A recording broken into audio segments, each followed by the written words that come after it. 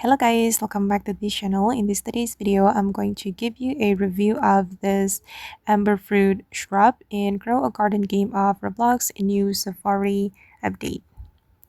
Okay, let's get into it guys. The Mega Safari update has been dropped in Grow a Garden and the admin has added new seed including this Amber Fruit Shrub seed. And before I show you the base value of the seed, I'm going to show you how you can get the seed.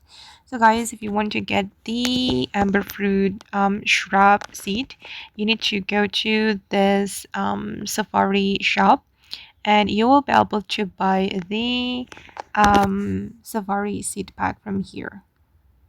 Okay, this one Safari seed pack, I'm going to buy it and it costs 30 million shekels. Or you can go to the Safari Joe and you can submit your pad to the Safari Joe and you will have possibility to get Safari seed pack. And you can open your Safari seed pack and this is the chance or possibility to get Amber Fruit Shrub. You will have 20% possibility. And this is how the Amber Fruit Shrub looks like. It's right here, this one guys.